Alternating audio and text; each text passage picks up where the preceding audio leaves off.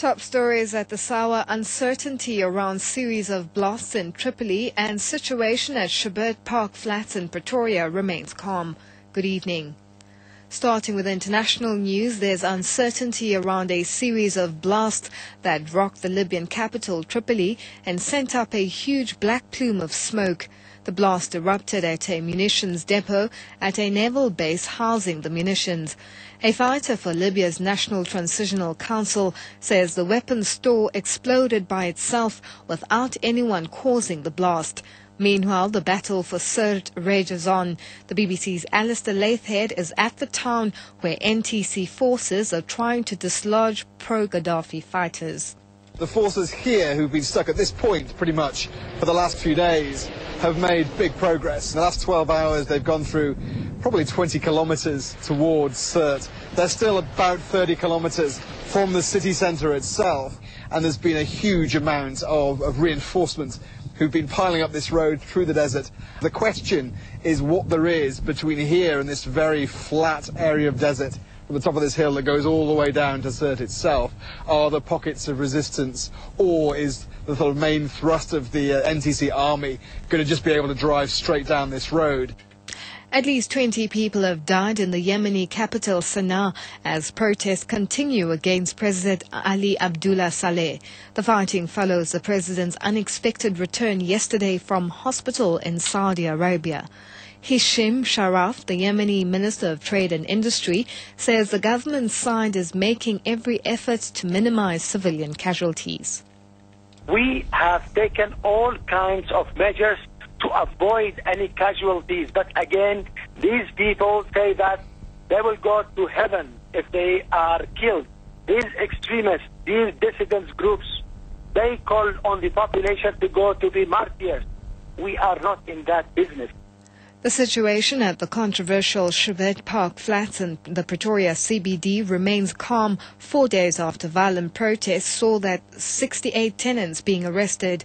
They were protesting against water and electricity cuts at the dilapidated building.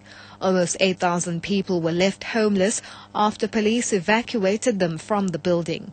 Tshwane officials began registering them yesterday for relocation to shelters in Salvakop and Sawsville in Attridgeville, west of Pretoria. Some of the occupants are angry and are reluctant to leave. I'm out of place now and I don't know what to do. I don't know where to go now, where to start. Maybe I can go and find another place. I feel like I'm a home here because it's just been now 2 days without a bath. No, we don't know. We are just waiting here. Do or die. They are saying they want children with the babies and women with pregnant. We just need to check our goods. Otherwise, we've got some places to stay. We have some places, but we can't go without anything. Limpopo Premier Kasel Matale says that South Africans should respect all the different cultures that we have in the country. He was speaking during the Provincial Heritage Day celebrations at Siliteng Gamphahlele outside Lebowa-Khomo. The main focus of the day was on the late Moses Mphahlele, who published a Sepedi version of our national anthem. A tombstone in his name was unveiled at the Dirachaning cemetery in the village. Premier Matale says that although cultures differ, they should stand together. We must respect our own culture as Africans.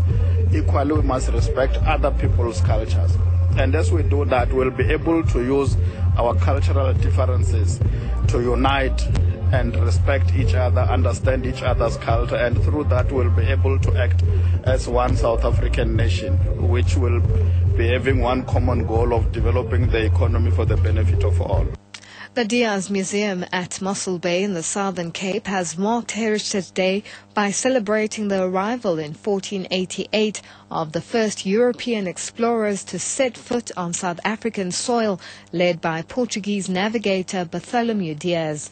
The story of Diaz's visit to Mossel Bay remains part of South Africa's rich history.